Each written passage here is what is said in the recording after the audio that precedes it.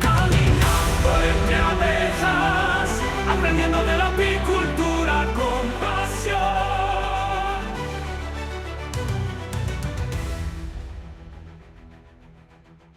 Hola y bienvenidos.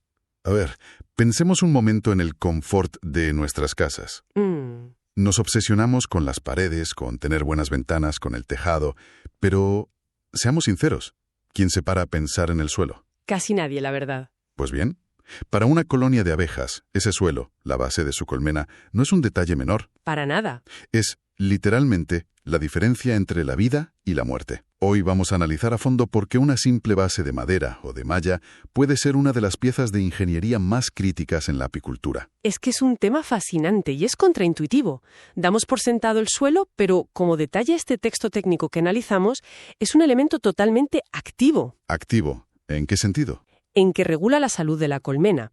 O sea, nuestro objetivo hoy es desentrañar cómo esta base influye en la temperatura, en la gestión de la humedad, en las enfermedades. Entonces, vamos a explorar los principios biológicos, los materiales, las estrategias, todo lo que convierte un simple suelo en un sistema de soporte vital. Vamos a desgranar por qué este tema es mucho más que poner una tabla debajo de una caja. Totalmente. Es entender cómo un apicultor piensa tanto en los simientes como en el tejado. ¿De acuerdo? Pues vamos a meternos en faena. Empecemos por lo más básico. El por qué. Ajá. ¿Por qué tanto revuelo con aislar un suelo? Entiendo que es por el frío, pero ¿hasta qué punto es tan importante? Es que la colonia necesita mantener el nido, donde está la cría, a unos 34 o 35 grados. Constantes. Constantes. Y eso es como un verano tropical en pleno enero. Claro. Exacto. Y mantener esa temperatura tiene un coste metabólico enorme. Y aquí es donde el texto nos da un dato que a mí me ha dejado... Es una bomba, ¿sí? Dice que un suelo mal aislado, una simple tabla de madera fina, puede forzar a las abejas a incrementar su consumo de miel, hasta en un 30% durante el invierno. Un 30%. Vaya, eso es una barbaridad. Pero para que nos hagamos una idea, para un apicultor, ¿qué significa eso en la práctica? Pues mira, es la diferencia entre que la colonia sobreviva por sí misma o que tengas que alimentarla tú artificialmente. Con azúcar, claro. Exactamente esa diferencia. Un 30% más de consumo puede significar que se queden sin reservas un mes antes de que llegue la primera floración. Y ahí la colonia colapsa. O colapsa por hambre, o queda tan debilitada que es vulnerable a todo. Las abejas que sobreviven llegan a la primavera agotadas. En lugar de pletóricas. Justo. Es como si quemaran el combustible solo para mantenerse calientes, en lugar de usarlo para arrancar con fuerza en primavera. Entiendo. Es como si a nosotros se nos fuera un 30% extra del sueldo solo en calefacción. Nos quedaríamos sin dinero para comida. Pero, a ver, el texto no solo habla de energía. Menciona un segundo problema, quizá más silencioso, la condensación. ¿Cómo funciona esto? Imagina una lata de refresco fría en un día de verano. Se cubre de gotas de agua, ¿verdad? Sí, claro. Pues en la colmena pasa lo mismo, pero a la inversa ya lo bestia.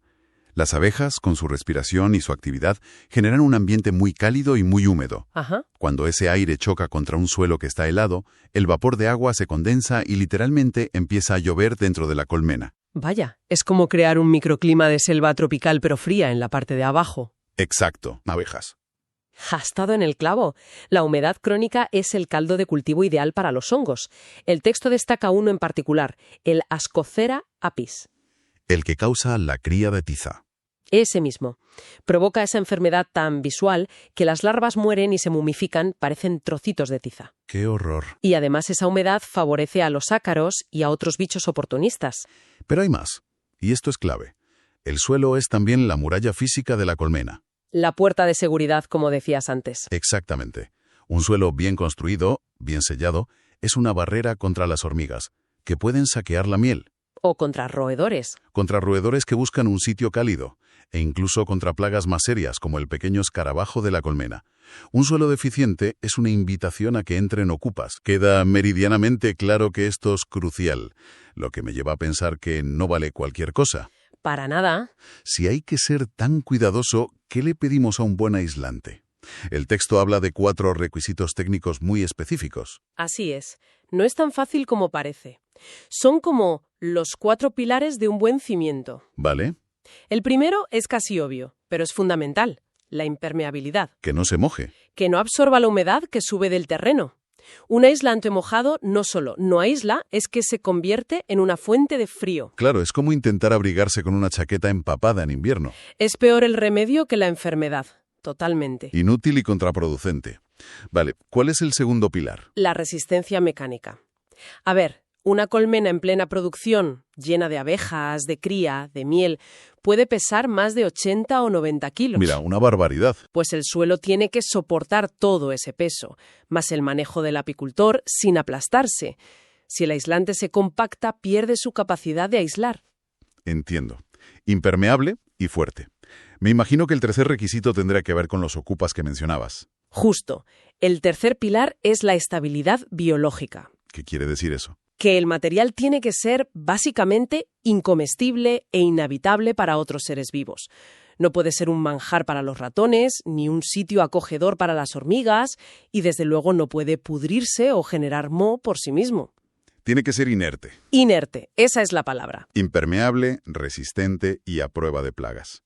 Suena bastante completo, pero has dicho que eran 4. ¿Qué nos falta? Nos falta el más complejo, el que demuestra la maestría del apicultor. A ver. Debe permitir una ventilación adecuada. Y aquí es donde la gente se lía. Claro, porque suena una contradicción en toda regla. ¿Cómo? Tenemos que aislar para que no se escape el calor, pero a la vez ventilar, que es justo dejar que entre y salga el aire. Es el gran equilibrio de la apicultura invernal. Hay que aislar, sí, pero nunca sellar la colmena herméticamente. ¿Por qué no? Porque las abejas, al respirar, generan CO2 y vapor de agua. Si no hay una mínima renovación de aire, la atmósfera interior se vicia y la humedad se dispara. ¿Y volvemos al problema de la condensación? Exacto. El objetivo no es crear un termo sellado, sino una cabaña bien aislada, pero con una pequeña chimenea para evacuar el aire viciado. Es un equilibrio muy, muy delicado. Entendido. Un equilibrio muy fino. Vale, si esos son los requisitos, ¿qué opciones tiene el apicultor? El texto menciona varios diseños de suelos, no es un modelo único. No, y cada uno tiene sus defensores y detractores. El más tradicional es el suelo cerrado de madera. Una tabla gruesa, básicamente. Eso es. Su ventaja es que conserva bien el calor, es lo más intuitivo, pero su gran problema es la ventilación. Tiende a acumular muchísima humedad.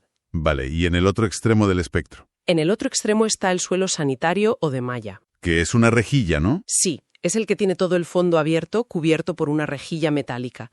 Es fantástico para ventilar, imposible que haya condensación.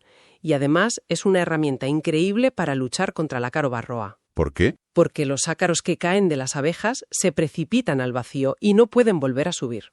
Suena genial, pero si es una rejilla abierta, en invierno debe ser una ruina térmica. Lo es. Es como no tener suelo directamente. Entonces, ¿por qué lo usa la gente si parece tener ese fallo de diseño tan garrafal para el frío? Porque su beneficio contra la varroa, que es el enemigo número 1, es inmenso. Y porque se ha desarrollado un término medio. Ah, claro. La solución es el suelo combinado, que es el más versátil. Es un suelo de malla al que se le puede acoplar una bandeja inferior. Para cerrarlo Total o parcialmente. Permite tener máxima ventilación en verano y un cierre casi total en invierno. Es lo mejor de los dos mundos. Aunque exige más trabajo, claro. Estar pendiente de poner y quitar la bandeja. Exacto. Exige más atención del apicultor. Bien, eso en cuanto a las estructuras. Pero me imagino que de poco sirve un buen diseño si lo construyes con el material equivocado. ¿Con qué se aísla de verdad ese suelo? Poder aislante. Pero para que sea eficaz necesita grosores considerables y sobre todo buenos tratamientos contra la humedad, que es su punto débil. El texto menciona unos materiales que a mí me suenan más a una obra. Poliestireno, poliuretano. Sí, porque la tecnología de la construcción ha llegado a la apicultura. El más popular hoy en día es el poliestireno extruido, el famoso XPS. Las planchas esas de espuma rígida de colores. Esas mismas, azules o rosas. Sus ventajas son enormes. Es un aislante espectacular, es totalmente impermeable, no pesa nada y aguanta muy bien el peso. Suena casi perfecto. Casi.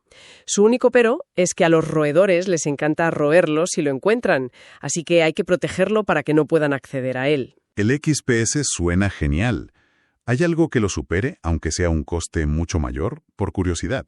La hay. el poliuretano de alta densidad. Aísla todavía más con menos de espesor. De hecho, ya se fabrican colmenas enteras de este material. ¿Y las desventajas? Es notablemente más caro y su proceso de fabricación tiene un impacto ambiental mayor. Y por el lado contrario, ¿hay alguna opción más ecológica? Por supuesto, el corcho natural. Es una opción fantástica. Es un gran aislante, gestiona la humedad de forma natural y es un recurso sostenible. Pero más caro, imagino. Su precio es superior al de los sintéticos, sí. Hay un último material que el texto menciona, pero con una advertencia muy seria. La lana de roca. Sí, aquí hay que tener mucho cuidado. ¿Por qué? Es una advertencia vital. Estos materiales de fibra son de los mejores aislantes térmicos que existen, pero tienen un talón de Aquiles catastrófico para una colmena. ¿Y cuál es? Que si se mojan, se comportan como una esponja, absorben el agua, se compactan, pierden toda su capacidad aislante y se convierten en un bloque helado y un foco de moho pegado a la colmena. O sea, que puede pasar de ser el mejor aislante a ser el peor enemigo. Exacto. Recuerdo el caso de un apicultor novato que, con toda su buena intención, puso una capa de lana de roca bajo sus colmenas. Y Desastre. un desastre. Tras las primeras lluvias, tuvo que tirar todas las bases. Se habían convertido en bloques pesados, helados y llenos de moho. Por eso el texto es tajante. Solo se pueden usar si están encapsulados en un sistema 100% hermético. Entendido. Tenemos los principios, los diseños y los materiales. Entonces, llevémoslo al mundo real. ¿Qué significa todo esto para el apicultor en su día a día? Pues la aplicación práctica es la clave. El texto da estrategias muy concretas. La más común y eficaz es usar esos paneles de XPS que mencionábamos, de 1 o 2 centímetros, y colocarlos directamente bajo el suelo de la colmena. Fácil y efectivo. Muy efectivo. Y otra estrategia fundamental que a veces se olvida es elevar las colmenas del suelo. Ponerlas en alto. Sí, sobre soportes o bancadas que las separen unos 20 o 40 centímetros del terreno. Eso rompe el puente térmico con el suelo frío y húmedo. ¿Y para esos suelos de malla tan fríos en invierno, basta con la bandeja que mencionaste? Es la solución principal. Usar esas bandejas de cierre. Pero aquí hay un detalle de experto que el texto subraya. ¿Cuál? No se debe cerrar al 100%. Lo ideal es dejar una pequeña franja abierta o que la bandeja tenga perforaciones. Para mantener esa chimenea de la que hablábamos. Exacto. Se reduce la gran pérdida de calor, pero se mantiene esa ventilación mínima para evacuar humedad y CO2. Y algo que me parece crucial de lo que hemos leído. Esto no es una solución de instalar y olvidar, ¿verdad? Totalmente. Es un manejo dinámico. En invierno el objetivo es el abrigo y la protección máxima. Se instalan los paneles, se cierran las ventilaciones. Es el modo hibernación. Y entonces llega la primavera y todo explota de vida. Y la estrategia cambia por completo. La colonia empieza a crecer exponencialmente. Y ahí hay que quitar el aislamiento. Hay que retirar esos aislamientos inferiores progresivamente. Un exceso de calor en el nido es tan malo como el frío. Puede estresar a la colonia. Se necesita más espacio y más ventilación. En verano imagino operación puertas y ventanas abiertas. Básicamente, en verano la prioridad es la contraria, disipar el calor. Se busca favorecer la corriente de aire por debajo de la colmena para ayudar a refrigerarla. Quitar bandejas, abrir todo. Todo lo posible, sí. Cualquier ayuda es poca en una ola de calor. Y por último el otoño, que es como la preparación para la batalla. Exacto. El otoño es el momento de la puesta a punto. Se revisa todo, se reparan las maderas, se limpian los paneles y se reinstala todo el sistema de protección de cara a los primeros fríos. Es un ciclo constante. Después de todo este trabajo de poner, quitar, ajustar, ¿cómo sé si lo estoy haciendo bien? Si soy apicultor, ¿hay alguna señal clara? El texto ofrece indicadores muy claros. La prueba del algodón. El primero es el consumo de reservas. ¿Se nota el peso? Sí, un apicultor experimentado nota al levantar la colmena que pesa más al final del invierno, o ve que las reservas de miel apenas han bajado. Otro indicador es abrir la colmena y no ver ni rastro de moho en los cuadros o paredes húmedas. ¿Y qué hay del comportamiento de las propias abejas? Ese es el indicador definitivo. Una colonia que ha pasado un invierno confortable, sin estrés térmico, arranca en primavera de una forma espectacular. Empieza a poner antes la reina. Empieza a poner antes y con más vigor. El nido de cría crece muy rápido y la colonia llega a la primera gran floración con una población enorme y sana. Una colonia fuerte y vibrante. Esa es la mejor recompensa y la prueba irrefutable de que el trabajo en el suelo ha sido un éxito. Recapitulemos. Me queda claro que el suelo de la colmena es, bueno, mucho más que un soporte. Es un sistema de control climático, una barrera sanitaria y un escudo protector. Todo en uno. Y la clave, como hemos repetido, está en ese sutil equilibrio entre aislar del frío y a la vez permitir que la colmena respire. Esa es la idea central. Una buena gestión del suelo no es solo una ayuda para pasar el invierno, es una inversión estratégica que sienta las bases de toda la temporada. ¿Una colonia que invierna bien? Es una colonia que será más sana, más fuerte y, en consecuencia, más productiva. Se invierte en bienestar y se cosecha en salud. Y para terminar, me gustaría lanzar una reflexión que se deriva de este análisis, pero que mira hacia el futuro. Todo el texto se centra en proteger a las abejas del frío y la humedad, que es el desafío histórico. Pero con el cambio climático, con veranos cada vez más extremos... Olas de calor más frecuentes. Exacto. ¿No estaremos cerca de un cambio de paradigma? Llegará un punto en que el principal desafío para el suelo de una colmena no sea cómo conservar el calor en invierno, sino cómo ayudar a disiparlo activamente en verano para evitar que la colonia, literalmente, se cocine. Es una pregunta muy pertinente. Ahí lo dejo.